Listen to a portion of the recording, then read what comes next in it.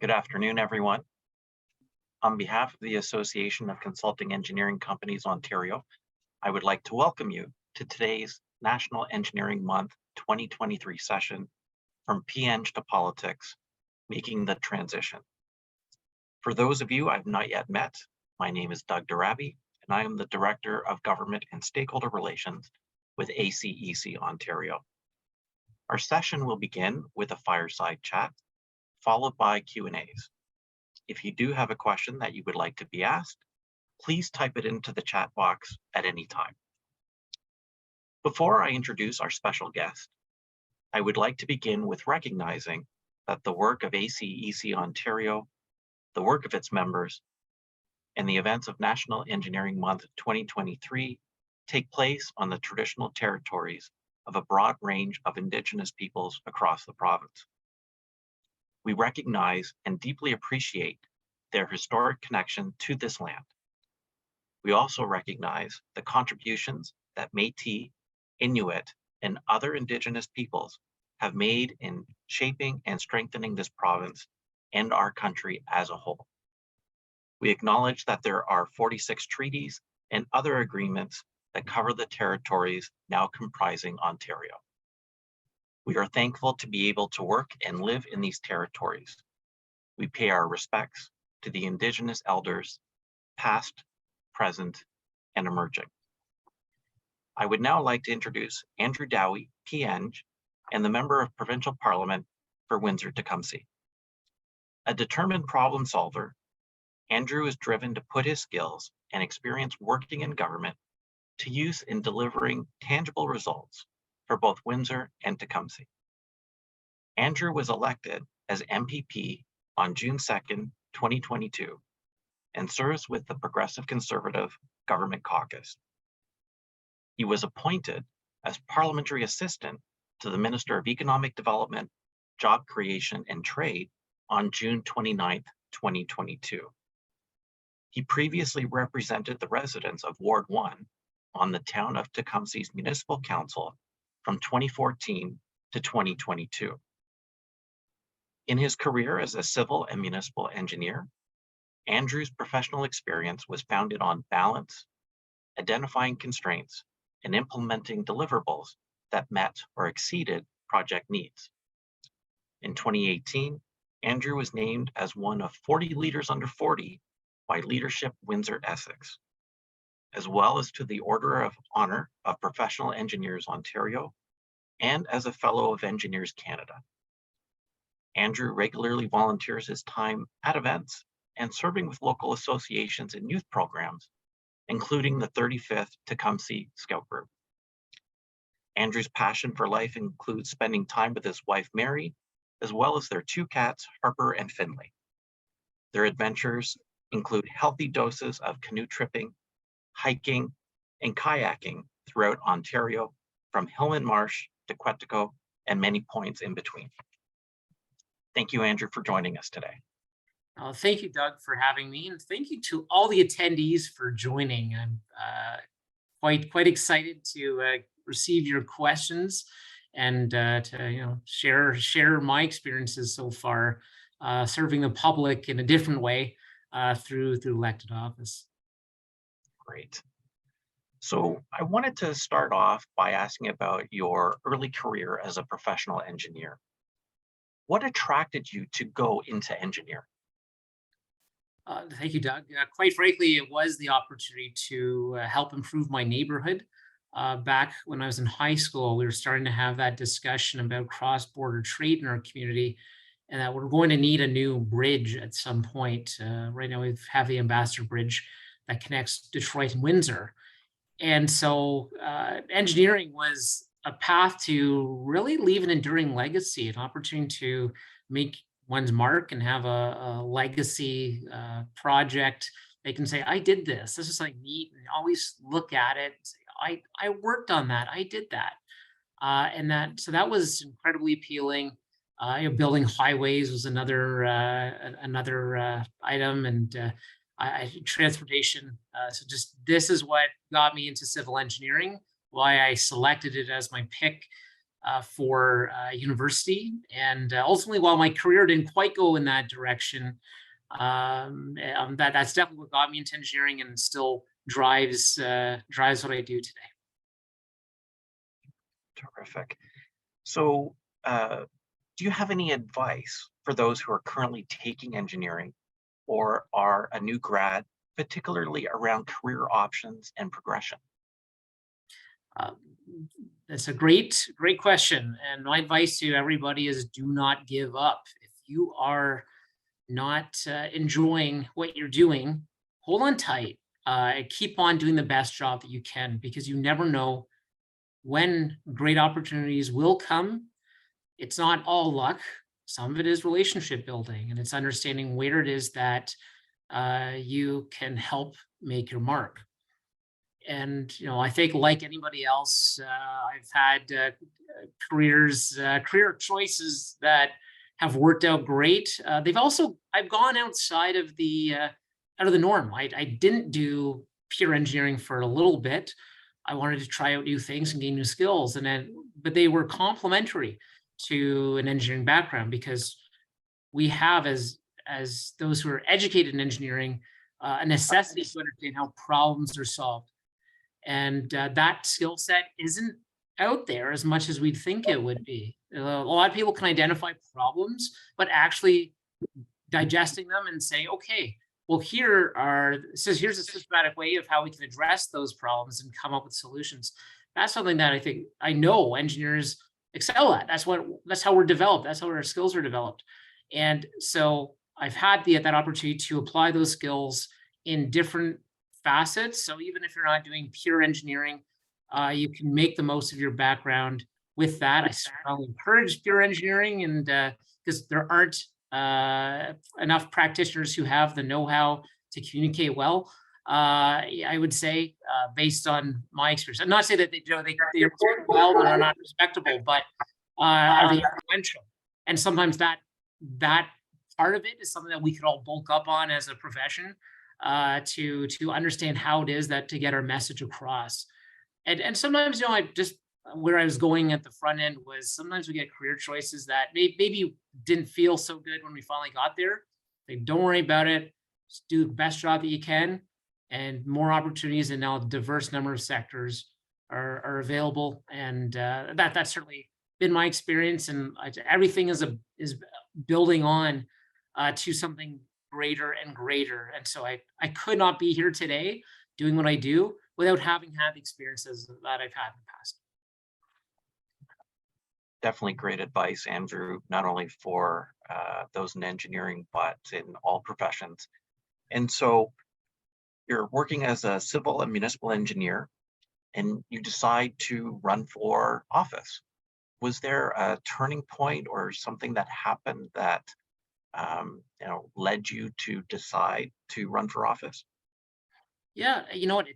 In some ways, it ties back to my comments just there. I was a civil servant. I wrote published reports over and over again on different topics. And so, interestingly enough, one day I got a phone call from the mayor of Windsor, and he called me into his office, and he asked me, would you like to collaborate with me on an economic development project? I think I need you for 6 weeks or so. It seemed to be really short term, but he saw my work and liked what I did and my approach. So, well, I said absolutely yes. I'd love to have this experience. And so that expected 6 weeks turned into about 2.5 years that I spent with Mayor Francis. It was a tremendous experience. I wouldn't trade it for anything, and it showed me really where the magic lies and how you can really help the people of your community. And so I learned a lot from him. And at the end of that 2.5 years, as he was winding down his time in office, I decided, I'd like to be elected myself, or at least try, because I know I have a lot to offer, and customer service, especially. Being a civil engineer, I understand the science, and I thought I could make good technical arguments that may be able to change directions. Just by my house, for example, there's a sidewalk that dead ends in the middle of a curve, and you're supposed to cross the street in the middle of the curve. I thought, I'm not sure I would have made the same technical decision. And if my voice were around the table, for example, perhaps we would have ended up with a different outcome. But well, that's water under the bridge. But I thought there's a contribution I could make to the discussion that hey, I could use my understanding of sewers and roads and transportation to help improve neighborhoods around my community. And so that inspired me to put my name forward and I went out there, knocked on doors, and even though I didn't think I was going to win based on the reception that I got, I still enjoyed the experience, and I was pretty content with how things had gone. I'd really learned a lot in speaking to people, and I was tremendously surprised to see my result that night. I'd won, and I defeated both of the incumbents in my ward in terms of the numbers. So it was quite a shock. The feedback that I got was I was too young, too not experienced enough, not knowledgeable enough. But you know what? Don't let the naysayers get you down. A lot of people were listening, and it felt like having seen the results, they liked what I was saying and what my approach is going to be. It's not about me and about what, my opinions on things. To me, that's largely irrelevant what my own personal beliefs are. The goal of the job is to make sure your neighborhoods and the people you represent are well represented, and that you're making the best judgment call based on, not only my understanding of the situation, but also my engagement with the constituents that I know that, even if I'm offside with them, they know at least that I'm giving some fair and due consideration to what they're telling me. So that was really it. And I served for 2 terms on Tecumseh Town Council. I'm grateful for that experience. And so during those 8 years, Andrew, what were some of the challenges that you faced? And are there any accomplishments that you are particularly proud of? Yeah, you know what? Challenges are plenty. I'd say if you're going to seek office at, it seems like either the municipal or provincial level, land development rises to the top in terms of controversial items. So you may see an application for a 4-plex apartment building in your neighborhood, and everybody in the neighborhood is going to be against it. It's just one of those things. They will always be against it. Well, meanwhile, you think, okay, well, there's also school closings. Why are schools closing? Because families can't afford to live in your neighborhood. You need to have housing that people can afford to live in your neighborhood, and then your school won't close. So it's you have a lot of a lot of competing interests. You have opinions. There's a sense that things don't have to change in order to get what we want to seek big picture. And that's really not the case. We do need to evolve and grow the way we did things before. Just it's not practical. And I think that really is the biggest challenge, is how to bridge that gap between being the voice of the people you represent and the decision maker about, can you reach your big picture goals and still respect a majority view. And this is the challenge. The land development is the top one. On accomplishments, I would point to a restructuring that we had at the town of Tecumseh with customer service as something that I think is something that I could hang my hat on. I discovered over the course of time, first and while I was door knocking in the first campaign and beyond, that people were feeling a bit disconnected, that they felt frustrated that they would call and not get a live person, and that there wasn't necessarily an ownership taken of an issue. You would call and say, well, we're working on it, but you just don't know if it's ever going to get resolved. And so it led to ultimately led to the development of a customer service function within the municipality, where people now have ownership of the file. There's a person to be held accountable if improvements are not made to customer service and responsiveness. And I think that that's something that is going to prove dividends. I never got a chance to experience the benefits of that because I was elected provincially. But ultimately, that's something that I get. I'd say, yeah, I'm very happy with pushing for that over the course of my time on council. That's terrific. I mean, certainly something that, all municipalities can aspire to in terms of providing better customer service, and something you can look back on and be proud of. And so uh, you then decide last year to switch from municipal politics to provincial. Uh, what led to that decision?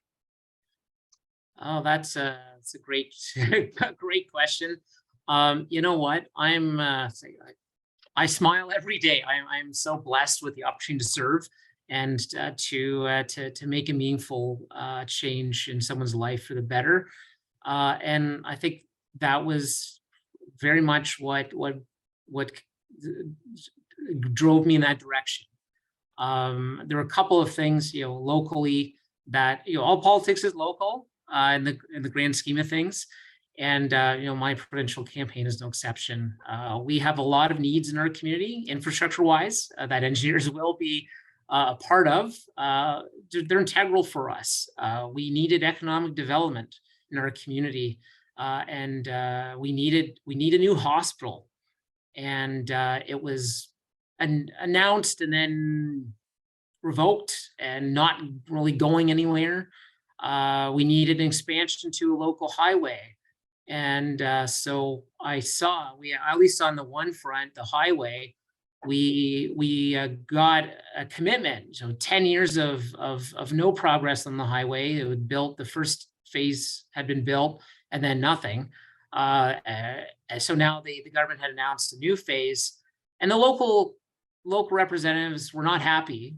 In my mind, what would I do? Say, yes, success. Thank you. We appreciate that you heard our plea and you're implementing it. Local representatives, on the other hand, say not good enough. How dare you try to shortchange our community with a highway that respects the traffic volumes that actually exist and are projected. We should be overbuilding it.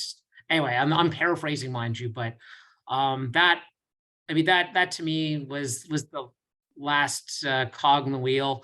That okay, we need some positivity here. We can't just be dumping on good news all the time. We need to be celebrating success, and that is going to drive more success. We didn't know about the hospital getting to be that would have gotten funded.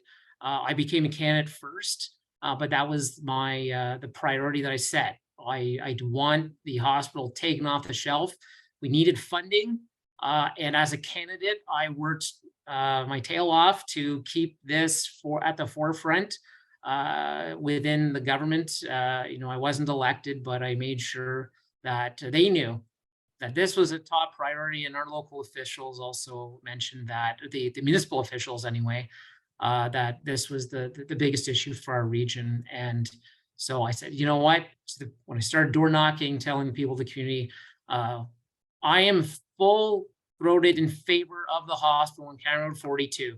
Other candidates, they were hedging a little bit, saying, well, we agree with the hospital, not the location. And the time for discussion was during the planning process, and we've already done that. So yeah, there are consequences. There are issues. I'm not saying that they're not legitimate issues, but on balance, you have to go through it and see what on balance are the issue. Is it better to have the hospital here than not? And the answer to me was a very clear yes. I can respect that others didn't, but it seemed like I was the only candidate willing to actually come out there and say that. Everyone else seemed to be hedging their bets. And so I think also having a strong a strong perspective on it really assisted me in making the case to the constituents. And ultimately, the local hospital announcement was made while I was a candidate that our government, or the current government, is was going to fund it after it had been turned down for funding under the past government. So I was really happy, happy for that. It certainly made it easier at the door. Now easier and harder too, because okay, well, now that the announcement's there, are people going to take it for granted that it's going to happen? Well, yeah, it's going to happen, but what can I do? I can make sure that it's never forgotten. It will not fall off the radar, and it is going to be my main focus to keep this project online and get it done faster, if at all possible. We've had some success in that. The funding in the Treasury has been advanced by a year since that announcement has been made. And so the members of the government recognize how important this project is. And they've said repeatedly, the moment that we're ready locally with the plans is the moment that we're going to get going with the project. So I'm happy to take a bit of credit for that, because it really hadn't been heard in a much of a positive way before. And we were able to benefit from having it move forward. Just, I mean, a little bit. A year is still better than zero. And if we can move it forward as much, as much as we can move it forward from there, I'd like to. I am working hard to make the case, but really it comes down to our local our local efforts to clean them up and to get them done before we can move forward even more. They will offer you, right? If you're not happy with that base number, Thanks, Andrew. That's terrific to see that level of activity in Windsor. I know there's lots happening there, and really appreciate your dedication to attracting that investment. It's certainly a different world, municipally versus provincially. Was it an adjustment going from municipal politics to provincial politics? It was, I mean, not unexpected. The biggest difference is, as a municipal councillor, you are a member of the neighborhood, and you face people a lot more. And this is something I did as a councillor. If someone started going off on me on Facebook or something, I'd go to their front door, knock on the door, and say, "Okay, it's time to have a conversation." And you know what? I think that was an opportunity to understand and learn a bit more about someone else's perspective and being in someone else's shoes. What I find that the provincial level, it is a partisan level, and I don't. It doesn't feel like that opportunity will exist nearly as much, because people will just hate me and despise me for the party that I belong to, and I guess that's just part of it. I find that part of it just it's a double-edged sword, because it also means I don't have to tell much of a story. When you're voting for someone municipally, everyone's running on exactly the same things: low taxes, high quality service, responsible development, which means could mean anything to anybody. Like, everyone's going to be supportive of all these things, right? So when it's at the provincial or federal level on a partisan basis, hey, you've got platforms that are radically different from one another for the most part. And I should say radically, that's not fair to say, but they have distinctions. And so the choice of the voter is a lot easier. Either like these guys or you don't. And so it takes an adjustment to know that when you are in a swing area, especially, or an area that isn't safe, your personal brand can it means something, and that's nice to feel, but it really isn't what drives people to vote, quite frankly. Most of the voters who supported me didn't have a clue who I was. I was a councillor in Tecumseh, which is 24,000 people. There are about 130,000 in my whole riding. So they hung their hat on a PC vote and a Doug Ford vote when they were casting their ballots. Now, I'm going to do my utmost to make sure that they know me and that they know that they can trust that I'm in it for the right reasons. But that's the biggest distinction. Municipally, you are running to be you. Provincially, you are running to represent someone else, whoever the leader of your party is or the party is. And sometimes, yeah, some people will never leave their party brands, and others will, and that's the beauty of it. You as a candidate can make a difference, and you're not necessarily the number one consideration, but you might be number two, number three.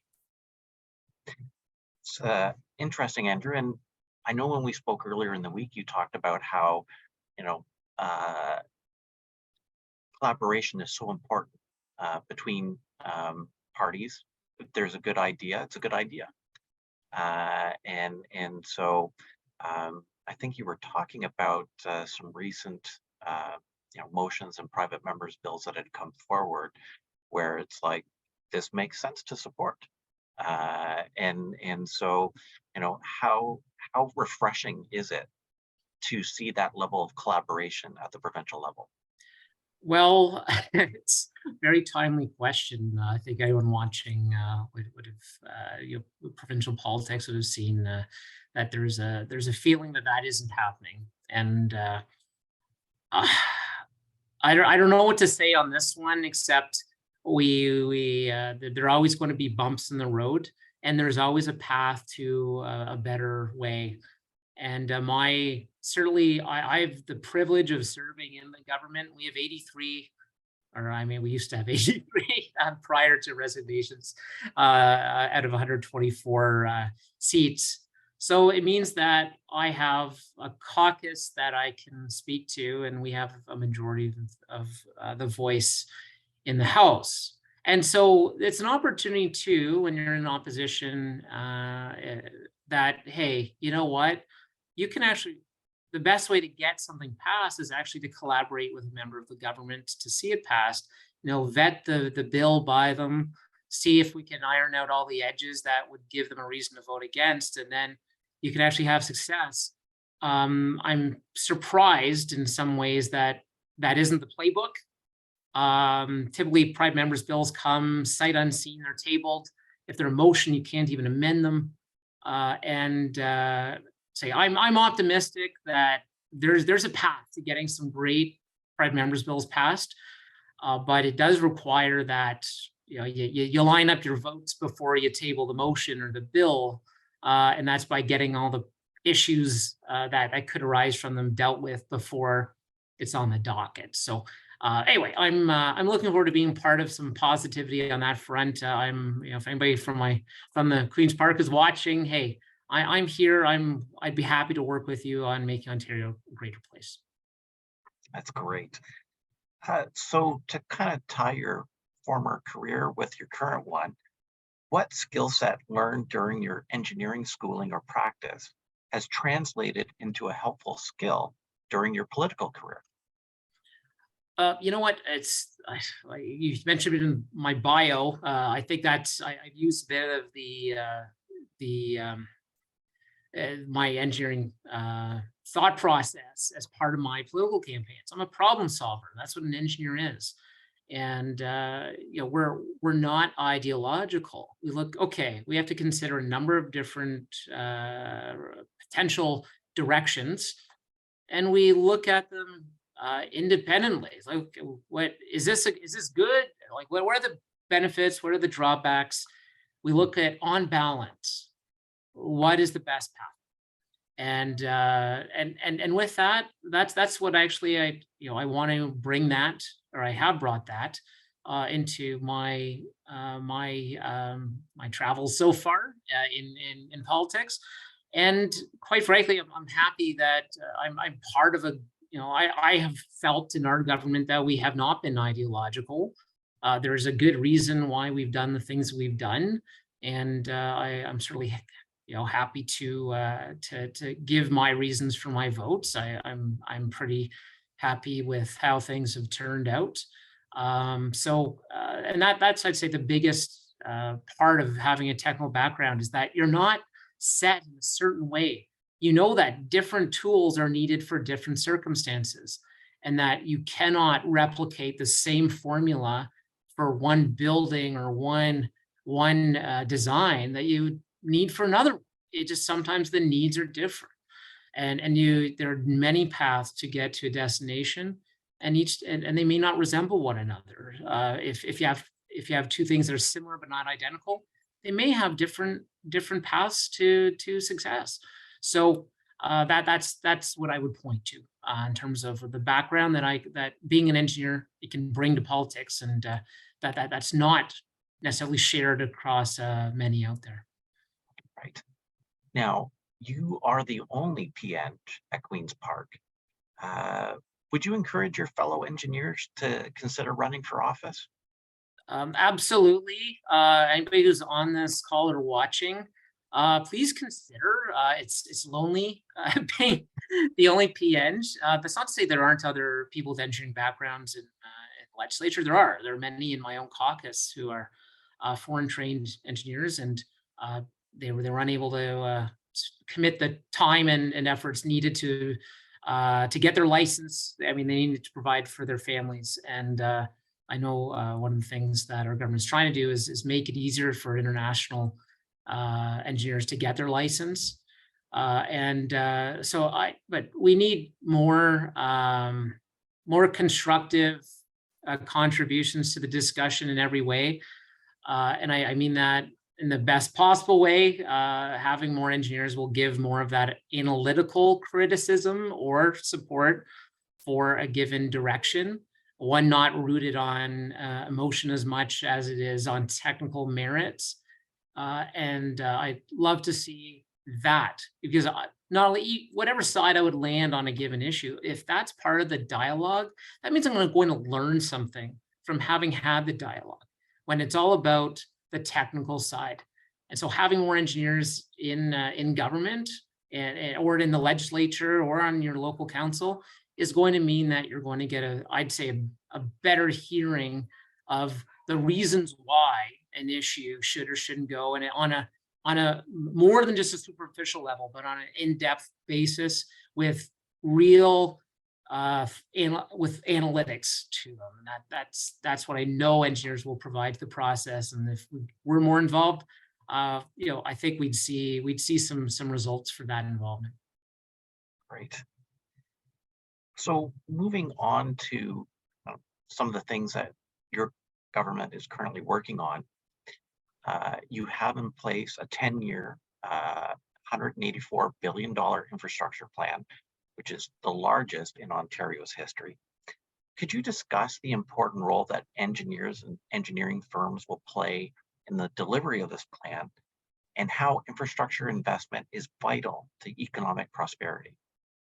Oh, thank you, Doug. I mean, this is one of the reasons why we continue to have a deficit is we realize that the development of our economy, the redevelopment of our economy is happening right now.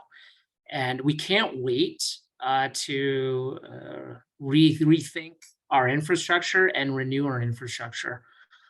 Whether it's highways, I mean, Highway 413 is something that's needed to keep our lifestyles the way that they are. Quite frankly,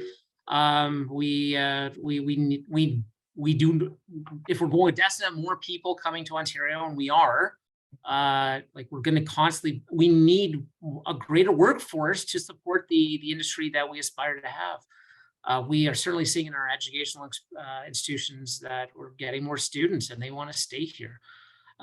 So our involvement as engineers in the budget is going to really be hinged on the infrastructure needed to support housing and industry in our community. Number one, I mean, and so it's needed at the front end. We need engineers to develop those buildings, furnish those buildings with equipment, design equipment for those buildings. We also need engineers to work in those buildings for the industry. Because if we aren't able to have the workforce, we're going to lose those contracts. We'll have a nice building, but at the end of the day, we need those buildings to be operating and returning to the province the economic might that could occur. So at every step of the way, engineers are a key part to Ontario's economic success, and we definitely need engineers in the workforce and working their utmost to do great things, as I know they do day in, day out. No, it's terrific to hear, Andrew. I mean, certainly great news for engineers and engineering firms across the province. And so I want to give people the opportunity to type in some questions into the chat box. If you do, please go ahead. I will ask it. I have one last question here on my list, and it's about how engineers can engage with government. And so, what would be your advice to engineers who want to seek regulatory or policy change, and how should they go about it to be most effective? Well, you know what? I'm going to give what might be an unorthodox answer, and that's actually get involved with your regulator or advocacy body like OSB directly, because really the government is so high level that it doesn't have a handle on the weeds of the matter. And so it is going to look at the regulatory change as proposed by those bodies, and say yay or nay. But it's just there's too much complexity for anyone who's going to actually be saying yes or no to really understand the implications. And so if you were able to get involved in PAO or get involved in OSB or ACC or some of the other engineering organizations, that is really, I'd say, the most influential way to affect that change. Now, I would love to see everyone at my level as well. You can get involved with your local riding association, which for whatever party it is that you feel closest to. And that is actually a good opportunity to get a better understanding of the world around us and how people are seeing the world, because it's not the same as the way we see it as engineers. It's not as orderly and I don't mean any disrespect by that. It's just it's often things will jump to the forefront. We spend a lot of time on things politically that really don't matter a lot, and we sometimes lose focus on the bigger picture. So that's where I'd say please don't fret about joining a riding association. And people like me appreciate that you're joining us and could help us on an election someday. And actually, that later on, maybe not immediately, but later on, your party may become part of government. And they're going to look to the different appointments that are published by the Public Appointments Secretariat, especially the technical ones. And look for so if a minister knows of you and they see your name on the applicants list, they'll say, hey, I know that person, I trust that person. They're going to be great for the Building Code Commission or the Building Materials Review Commission or the Electrical Safety Authority.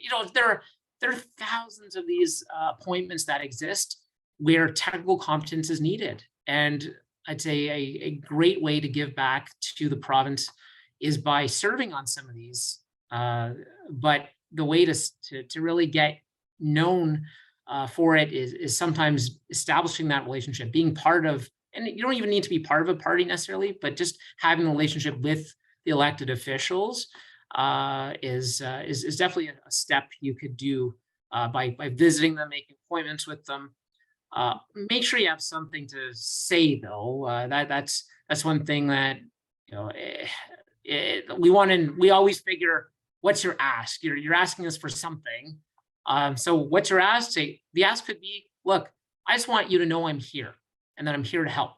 That's an ask, but make sure you're armed with that ability to respond. But sometimes it's legislation, sometimes it's this and that. And I'd say finally, always be respectful, though. We're all human too, and so sometimes those human considerations come in. And so if it's everything's a debate and nasty and negative, there's not a lot of longevity to that relationship or depth to it. So I'd say that's just always keep an open mind. And I think we're all here for the right reasons. We may make different decisions, but we're trying our best to leave the world a better place. Yeah, I couldn't agree more, Andrew. I've always taken that approach with government relations. We're not always going to agree, but we want to have respectful, professional conversations, and we'll have our, opportunity to raise issues. But we know that we want to work together. There is a variety of issues out there, and it's important to have, as you say, a very respectful and professional relationship. So I don't see any questions in the chat. I'm kind of surprised it's a very quiet group today. I'm not sure if it's because it's Friday, but in the meantime, I did want to ask about your role as a parliamentary assistant. Being appointed as a PA is a tremendous honor. And so I'm wondering if you can tell us about your role as a parliamentary assistant and how you support the Minister of Economic Development, Job Creation and Trade. Oh yeah, I'm thrilled with that. And so it's actually, excuse me, it's not the obvious pick for an engineer, right? But actually it's actually quite important for our community. And so that decision was made by Premier Ford and Minister Fideli. And so being the parliamentary assistant means that part of my role is to work on developing industry here in Ontario and making sure that we're attracting as many companies as possible to set up shop here, that we're supporting those that are here through sound policy and listening. We just got back a few months ago now from a province-wide tour where we met with industry leaders and just listened to what they had to say, and trying our best to understand what it is that they needed to keep their businesses going in many manufacturing sectors and related sectors especially. So that's really where my role comes in. Having the technical background means that I can have a better understanding of how engines work and the different, the science behind a vehicle battery. This is, I have an easier understanding of what goes into industry and some of the decisions than many others would. So it's been a nice complementary role, and certainly beneficial for my home constituency. Getting back to the all politics is local. Economic development is something that has been a struggle down in our way for many years. And so having investments like the Nexstar EV battery plant and reinvestment in Stellantis' third shift is just, these are game changers for my community. And I continue to serve Mr. Fideli. Actually, today I owe him a report on some of the work that I had been doing. And so I'll get that to him by end of day. But I have assignments on the side where I do research and I try to understand the world around me and where we ought to be in a few months, and who to talk to in order to land the next major investments. So it's been a wild ride, but I've enjoyed it tremendously. Wow, that's terrific. It's interesting too how your ministry has responsibility for small business, and as you know, a number of engineering firms are classified as small business. Are you able to maybe talk about some of the ways that your government is supporting small businesses across Ontario? Yeah, I'll give a couple of high-level examples. So we have red tape reduction efforts constantly. There are a couple of bills to come. We just passed one, but it had to do with carbon storage, for example, and an opportunity to improve there. We're looking for regulatory, not reductions, but we're evaluating whether these regulations still need to exist. And there have been a number that have been reduced. The cost of doing business in Ontario has dropped dramatically since the advent of this government. It's been a focus for the government to make a productive and competitive business environment in Ontario. Certainly on costs that are involved with a business. I think of WSIB premiums as an example. Those have been reduced for employers. The cost of, just like for everyone on the street, though, the cost of electricity I think there are opinions on whether it should be subsidized, but quite frankly, it's if we're going to retain industry, we need to show that we want industry to be here, not to raise their input costs well beyond their ability to be successful in Ontario. And that's just, you sometimes you wear the legacy of past decisions that you can't do anything about. There's, the cost of fuel and gas has been reduced for till the end of the year as a way to reduce costs for businesses. And we also have small business support centers across Ontario in different regions. So there's, our local one here is at the Roundhouse Center, but the ministry operates that directly. For industry, they have a direct office. For small business, there's usually our local economic development corporation is the one that operates the service, but it is funded by the province, and it's a way to have your questions about government services answered and access to grants made available. And we have a number of grant programs in the ministry that can help support businesses that are job creators. I'm not sure. I'm going to go on a limb and say that they're not likely to be accessible for the most part to engineering firms directly, but they certainly can be there to help support a project that to grow a business locally that certainly an engineer would be working on in order to implement. So those types of services are out there. We also have regional innovation centers that are trying to find the next generation of technologies and support them in places across Ontario. So definitely direct alignment with the work that engineers do. So that's just high level, some of the things, but we've got a number of grant programs, especially for young entrepreneurs.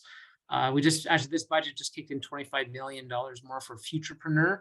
As an example, we have the existing Starter Company Plus program as well when you're starting your own business, and support for that. And just there's a whole array of programs that are intended to support and grow small business and especially technical business in the province. So I know that you have a hard stop in a couple minutes, Andrew. He graciously made time for us today. He is about to host one of his colleagues, cabinet minister, in fact. And so I just want to wrap up with one last question. You make reference to the budget. Is there anything else that engineers and engineering firms should be aware of in terms of what was in the budget? Yeah, I'd certainly point to the manufacturing tax credit. I guess that's more specific to certain disciplines, but boy, it's huge. It is our efforts to help offset the impacts around us. We're trading partners with the United States, and we need to make it so input costs in Ontario are on at least competitive with our competition. And so that's a big one that I would highlight from the budget. But you mentioned the infrastructure investment. I mean, this is the big one. All these public facilities, the highways, hospitals, the servicing for municipal servicing. These are these life sciences. We have life sciences investments as well. These are all investments that will keep engineers working for years to come. We need as many hands on deck as possible. People get licensed, people get into engineering and to practice their craft. So I realize I'm contradicting what I said earlier. I need more engineers at Queen's Park to help make decisions, but we also need as many as possible to be doing actual engineering work to ensure that the work that needs to get done gets done. So but there's a couple of high level things from our budget. Well, thanks, Andrew. It's certainly an exciting time, and I know many of our members and OSPE's members are really busy thanks to the government. So appreciate what you're doing to invest in Ontario and in the engineering world. So I just want to wrap up and say thank you again to our very special guest, MPP Andrew Dowie, PEng, for taking the time to speak with us today. It was a real pleasure, very thoughtful and insightful conversation. Thanks to all of you for joining us today here for our session. We hope you enjoyed it, and we look forward to seeing all of you again soon. Have a great afternoon and a terrific weekend. Thank you, everybody. And if you have any questions that come up, please reach out, andrew.dowie@pc.ola.org. Thanks, Andrew.